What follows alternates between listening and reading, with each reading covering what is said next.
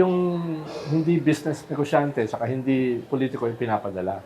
No? Yun yung pan. Ikalawa ay, siyempre, sino ba yung nakakaunawa sa Communist Party of China?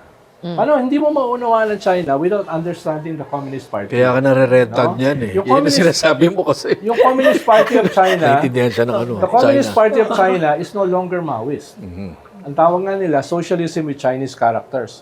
Parang yung kanilang socialism ay parang sabi ng iba, integrated na sa global capitalist system. Sinasabi naman ng iba, hindi, ginagamit lang namin ng capitalism para mag-grow yung aming production base. And then they'll no? go. And then, tsaka kami magso-socialism. Na yung division ng wealth, no? Etc. So, kailangan maunawaan mo eh. Hindi to, yung foreign affairs nila, yun yung gobyerno. Pero sa likod niyan is the International Department of the Communist Party. Yun ang nagpapasya. So, okay na kausapin mo ito, pero kakausapin mo rin ito. Because bottom line, ito nagpapasya. No? So yun ang kausap mo. Ito. Part nun. No? Part nun. No? And the reason you had the channel to them is because I understand a bit. Magaling ka mag-Chinese. yung family. Nakakatawa nga yung first meeting sa Hong Kong, no? Ano, kasi tatlong mga 6-footer na mga Chinese, nakasuit, talagang grim na grim yung mga mukha, eh. Sabi ba naman sa akin, what is our agenda? Sabi ko, hindi nila, alam naman nila kung ano agenda, no? Ganun, eh. Pero doon, nakita ko, itong weakness itong mga to, walang sense of humor. pinatawa mo.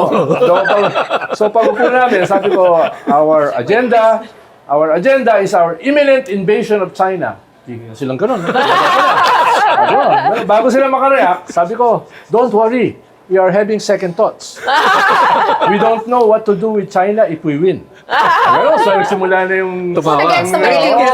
So na-break yung ice. Na-break yung ice. Sabi ko, ito mga ugok na to. Sabi ko, kakuhanin pa ako. Ano kung nagkagira sa pagkakasila, patay ka. Oo, ganun nga. Tapos, Now you know what James Bond naman. Pero English ginagawa ko. English. No? Pero doon ko na sinabi na, what's wrong? We've been doing this for decades. No?